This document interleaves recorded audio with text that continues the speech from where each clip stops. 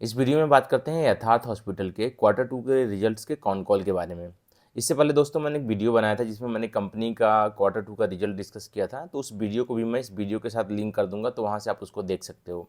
अगर मैं इनके कॉन कॉल के बारे में बात करूँ तो जो एबिडा मार्जिन इनका थोड़ा सा डिक्लाइन हुआ है पिछले कुछ क्वार्टर में, उसके बारे में लेके सवाल पूछा गया कि ये कब तक ये हमें डिक्लाइन देखने को मिलेगा और इम्प्रूवमेंट कब से आना स्टार्ट हो जाएगा।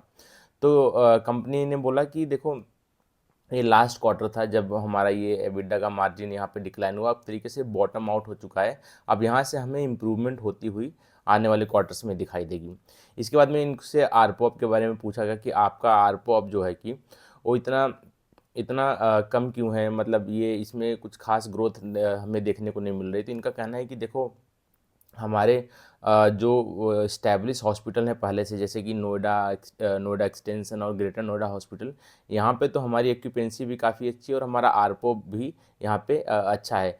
लेकिन जो जो हमारा एक झांसी में हॉस्पिटल हमने ओपन किया था, वहाँ पे आरपोप कम है और वहाँ पे पहले एक्यूपेंसी भी कम हुआ करती थी, लेकिन एक्यूपेंसी अब 70% तक पहुँच गई है। अब एक्यूपेंसी ज़्यादा बढ़ेगी, इसका मतलब है कि ज़्यादा पेशेंट इनके हॉस्पिटल में आके ट्रीटमेंट ले रहे हैं। लेकिन वहाँ की अगर जो आरपॉब है, यानी एवरेज रेवेन्यू पर एक्यूफाइड बेड का जो जो अमाउंट है, अगर वो कम रहेगा तो ओवरऑल कंसोलिडेटेड लेवल पे ये आरपॉब का नंबर आपको कम ही दिखेगा।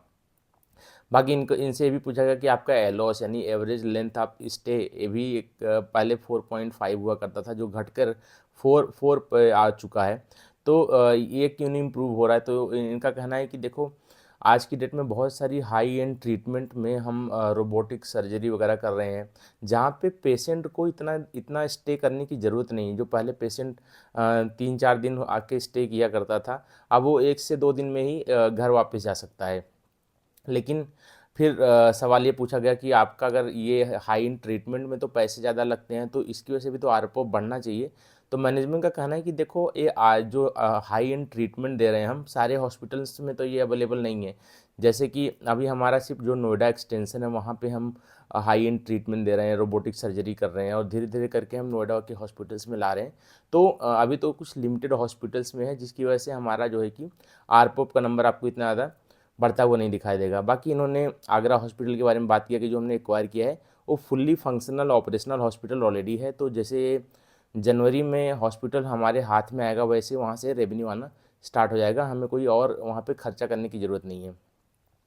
बाकी गाइडेंस पे कंपनी ने बोला कि देखो, लॉन्ग टर्म में जो हमने बोला था कि 2028 तक 3000 हॉस्पिटल्स बेड्स हो जाएंगे, वो हम पहले उसको अचीव कर लेंगे। ये नंबर डबल भी हो सकता है और ग्रोथ का गाइडेंस भी 30% से ऊपर का इन्होंने